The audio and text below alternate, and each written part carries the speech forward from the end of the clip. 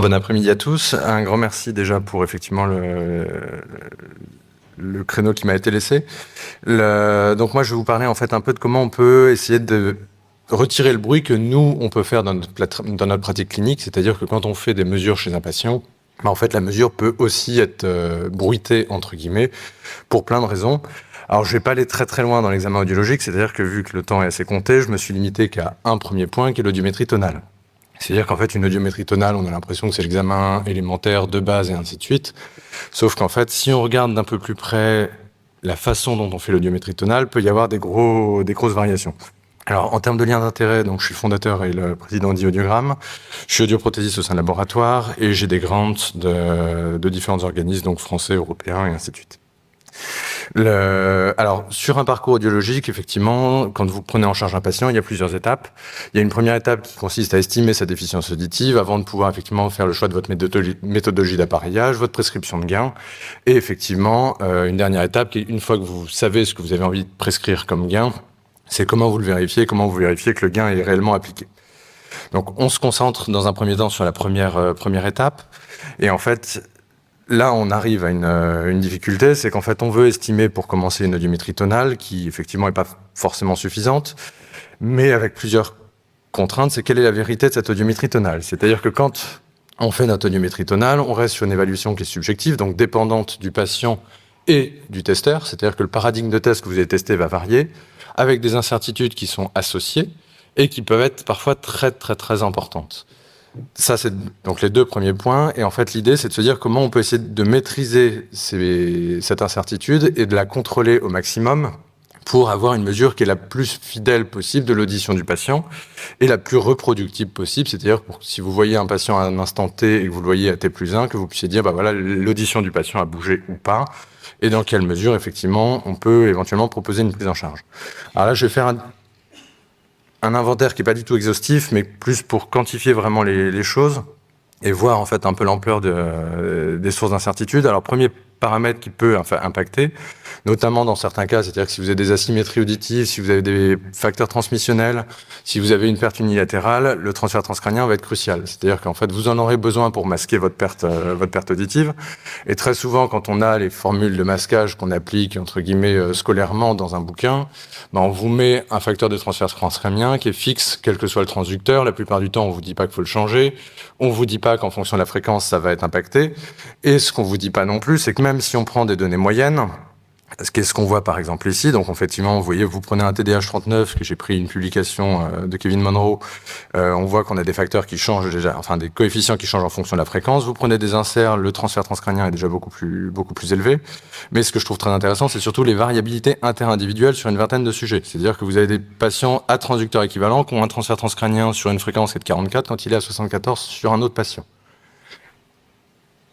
Voilà, pardon, oui. Oui, j'avais pas vu que mon curseur était pas visible. Donc effectivement, on voit donc dans les moyennes qu'on a des grosses variabilités en fait entre le TDH39 et entre l'insert. Et si on regarde les données individuelles au sein d'une fréquence pour un transducteur, deux sujets peuvent avoir des transferts transcrâniens très variables.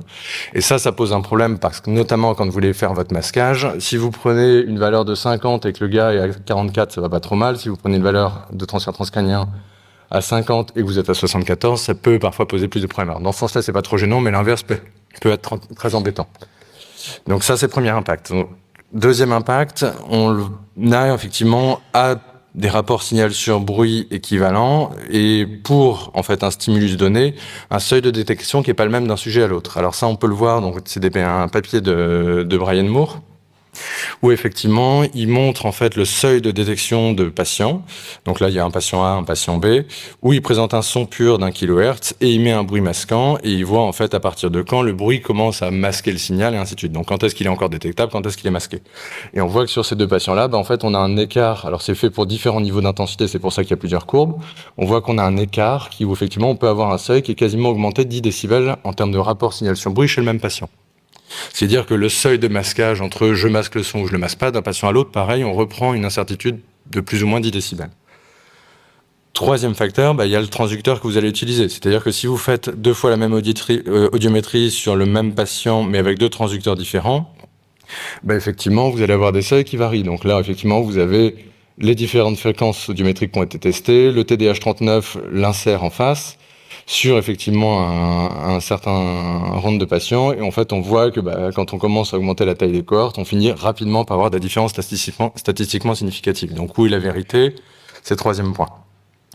Quatrième point, alors ça qui est moins documenté, mais qui est quand même alors c'est un peu ma marotte, mais c'est en fait un facteur qui est lié à la durée de stimulation. C'est-à-dire que si vous stimulez un patient longtemps versus de façon brève, vous pouvez effectivement, de par le phénomène d'intégration temporelle, avoir des seuils très différents. C'est-à-dire que si vous présentez un son long, en fait, il a plus de chances et d'occurrences de détecter le signal. Si vous présentez un seuil court, il va avoir un impact, enfin un seuil qui va remonter un peu. Donc là, par exemple, j'ai pris en fait deux fonctions en fait où on voit le taux de décharge dans le nerf auditif en fonction du niveau d'intensité. Donc deux fonctions effectivement de croissance entre guillemets. Et vous avez donc pour le normand-entendant, pour le malentendant. Et il y a deux valeurs seuil. Donc par exemple pour le normand-entendant, si le stimulé est long, il va avoir en fait une valeur où ça va effectivement son seuil va être un petit peu plus bas. Si vous mettez un stimuli qui est un petit peu plus court, en fait le seuil va augmenter progressivement d'un certain facteur delta L. Et ce qui est intéressant, c'est que par exemple, disons, d'un point de vue numéraire, qu'il a un seuil pour un stimuli long à 4 décibels, 20 décibels pour un stimuli très court. Si on fait exactement la même variation en termes de durée chez un patient malentendant, en fait, le patient malentendant va avoir une perte des mécanismes actifs cochléaires. Et ce qui veut dire que la même variation de durée va pas provoquer la même variation de seuil. C'est-à-dire qu'en fait, on compare le normand-entendant le malentendant par rapport à un normand-entendant. Sauf qu'en fait, quelque part, la comparaison ne tient que si on s'assure que ça soit testé exactement avec la même durée, tout pareil, les mêmes paramètres expérimentaux, parce que sinon, là où j'ai une variation de 20-4, c'est-à-dire 16 décibels, je peux avoir une variation que de l'ordre de quelques décibels chez mon patient malentendant. C'est-à-dire que on compare pas exactement la même chose. Dernier point, alors ça c'est une étude qu'on est en train de publier en fait avec l'Institut de l'audition, donc ça a été porté par effectivement Nadège Marin et Luc Arnal principalement, à laquelle nous on s'est associés. Effectivement, qui vise à estimer en fait l'impact qu'on peut avoir du paradigme de test qu'on utilise. C'est-à-dire qu'en fait, en pratique clinique, les paradigmes ont très peu changé. C'est-à-dire qu'on fait tout le temps, effectivement, soit la méthode ascendante, descendante en pratique clinique, ou parfois effectivement des seuils par escalier psychométrique. Et en fait, ces paradigmes-là posent une question sur la réalité du seuil aussi. C'est-à-dire qu'en fait, quand on fait ce type de test-là, en fait, il y a pas mal d'études qui commencent à montrer qu'on peut avoir des aspects prédictifs, c'est-à-dire qu'en fait, à plusieurs niveaux du système auditif, si vous vous attendez à ce que le son arrive, ça va modifier votre réponse. Et en fait, on a un aspect prédictif qui peut être sur 3 échelles. Une échelle temporelle, c'est-à-dire que on s'attend à ce que le son finisse par arriver. Une échelle fréquentielle, parce que quand on fait une audiométrie, on fixe une fréquence, on traque le seuil à cette fréquence-là quand on la fait manuellement, et on détermine le seuil. Et une dernière échelle, qui est une échelle d'intensité, c'est-à-dire que la plupart des protocoles, si vous êtes en ascendant, le patient sait que vous allez monter, en descendant, il sait que vous allez descendre, et si vous le faites de façon adaptative, c'est vous répondez pas, ça monte, vous répondez, ça redescend, et ainsi de suite. Mais du coup, ça veut dire que le patient sait, entre guillemets, implicitement ce qui va lui arriver. Et on s'est amusé volontairement à tester en fait deux protocoles différents. Donc le protocole qui est un peu le gold standard, alors qui n'est pas utilisé en pratique clinique peu utilisé en audiométrie en pratique clinique, qui est en fait une méthode en ce qu'on appelle en 3 intervalles de choix forcé. Donc le patient en fait il y a 3 cases qui s'allument. Dans un des 3 cases, il y a un son. Il doit cliquer sur lequel des 3 cases en fait contient le son. Et avec un protocole adaptatif. Donc c'est-à-dire qu'on lui dit, si le patient fait une bonne réponse, on rend le test plus facile ou plus dur en fonction. Et on le compare par rapport à quelque chose qui paraît être totalement randomisé, et en termes d'intensité, de présentation de fréquence et de temps. Et en fait, on voit que là, on a une variation sur le même patient, donc c'est-à-dire que c'est le même transducteur, la même calibration, tout pareil, on est à quasiment 7 décibels, ce qui est déjà énorme. Et point intéressant, c'est que si on compare le test qui est randomisé par rapport au test clinique, qui est testé différemment, en fait, le test randomisé, on a encore des seuils qui sont un peu meilleurs que ce qu'on ferait avec une méthode adaptative, en fait, en pratique clinique. C'est-à-dire qu'en fait, là, sur le même patient, juste en changeant l'aspect prédictif ou pas du test, on arrive à des écarts qui sont entre 7 et 10 décibels. Ce qui est quand même effectivement assez considérable.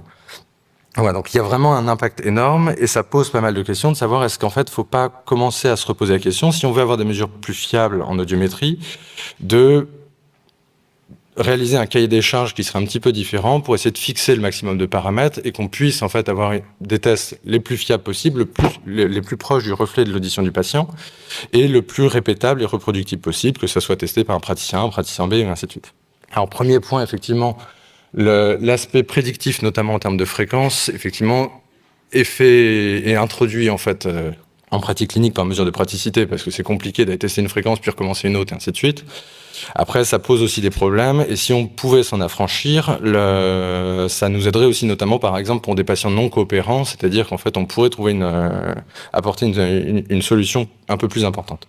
Deuxième chose, le fait d'être automatisé fait qu'en fait, on peut avoir des gains d'efficience sur des gains de temps, ce qui est le bénéfice collatéral, mais on a aussi des gains d'un point de vue technique, en fait, en termes de reproductibilité, parce que le masquage peut se calculer exactement en prenant la bonne valeur et en faisant des calculs d'hypothèses automatiquement, et ainsi de suite. On peut estimer l'incertitude de mesure, c'est-à-dire que quand vous testez un patient, effectivement, on peut très bien estimer est-ce que pour une réponse donnée, le patient va donner toujours la même réponse. On pourrait se dire comment on peut essayer d'avoir une audiométrie qui est plus précise en fréquence, c'est-à-dire que sur certains types de pathologies, par exemple, l'étude de Guillaume Mandéol a montré que ça pouvait avoir un intérêt d'aller estimer l'audiométrie et les seuils haute fréquence chez tout le monde, même au-delà du kilo. Effectivement, pourquoi on ne pourrait pas avoir une audiométrie beaucoup plus précise en fréquence, une estimation plus précise au décibel, et effectivement avec un gain global où en fixant les paramètres de façon très très très très stable, on peut effectivement espérer améliorer la productibilité et la répétabilité du test. Alors, un des moyens auxquels on a pensé, c'est effectivement en utilisant en fait des algorithmes qui sont basés sur un sous-domaine de l'intelligence artificielle. Donc pareil, pour appeler ce qu'il faut un chat. Donc c'est ce qu'on appelle de l'active learning, donc avec des modèles bayésiens. Où là, en fait, le test, ça a été introduit par Song et Hall, et après il y a eu plusieurs occurrences et plusieurs itérations, dont on a fait partie, qui visait en fait à se dire comment on peut essayer plus rapidement d'estimer un seuil plus précis, en essayant de respecter les différents critères du cahier des charges précédent. Alors, première phase, qui est une phase vraiment très basique, c'est-à-dire qu'en fait, on fait une phase d'estimation et d'initialisation. Donc, en fait, on prend le seuil d'un patient, on le teste à 60 décibels, très bien, il entend. Je passe à 30 dB, très bien, il entend. Je passe à 0, il entend pas, je passe à les fréquences d'après. Donc, le but du jeu, c'est d'avoir un premier dataset de points initiaux qui vont nous permettre de nous donner une information sur la zone où on a une chance de retrouver, en fait, potentiellement un seuil ou pas. Et à partir de ce dataset de points, on va aller calculer, là, pour le coup, une grille virtuelle. Et en fait, on va mailler l'espace intensité-fréquence, on peut choisir la précision du maillage. Donc, on peut se dire, on va mettre tous les décibels, on met un point, tous les hertz, on met un point si on veut éventuellement. Ça dépend du niveau de granulosité dont on a besoin. Et pour chacun des points et des couples intensité-fréquence, on va aller calculer la probabilité que le patient a d'entendre ou pas le son en fonction des réponses qu'il a déjà données, et en fonction surtout de ce que l'algorithme a appris et des paramètres qu'on lui a rentrés. C'est-à-dire qu'en fait, il y a des choses qui peuvent être vraies en permanence en fait, dans une audiométrie et qu'on peut contrôler. Voilà. Et on obtient un espèce de gradient de probabilité qui va des points très certains où on voit qu'il n'y a pas d'ambiguïté, en fait, qui sont les zones parfaitement jaunes et parfaitement bleues, où on sait que on est certain qu'il n'entend pas versus on est certain qu'il entend. Et la zone d'intérêt, ça va être la zone de transition dans laquelle on a une chance, a priori statistiquement, de retrouver le seuil.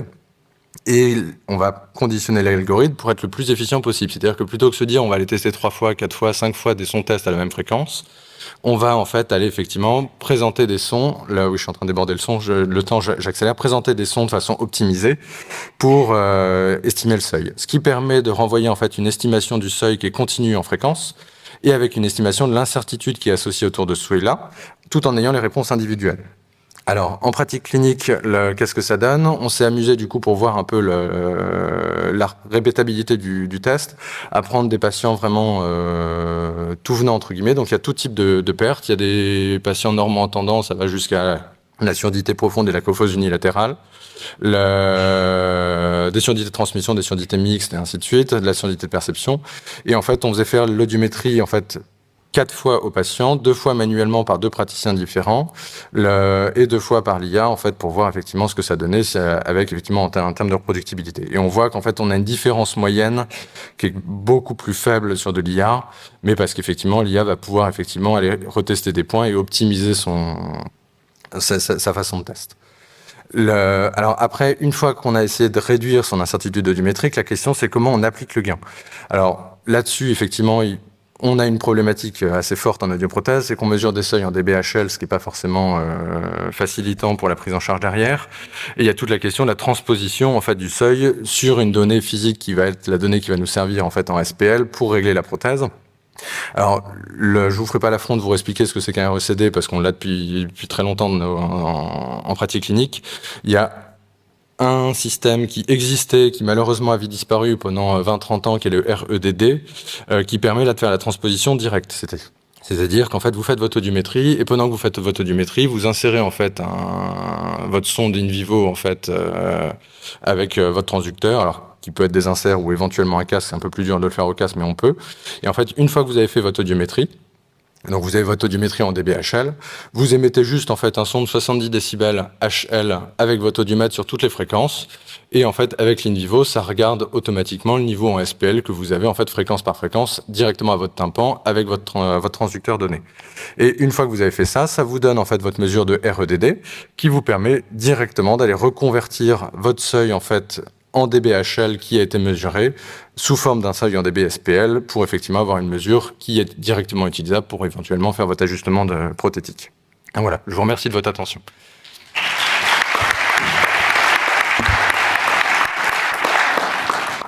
Merci beaucoup. C'est toujours très, à la fois dérangeant et très intéressant de remettre en question des pratiques quotidiennes sur l'audiométrie. Moi, est-ce qu'il y a des questions? Moi, j'avais une question. Il y a quelques années, l'équipe d'Oldenburg suggérait de faire des audiométries avec des pas de 1 décibel. Donc, ils avaient démontré qu'on avait des améliorations, notamment dans la finesse du réglage, étant donné que les seuils étaient plus précis.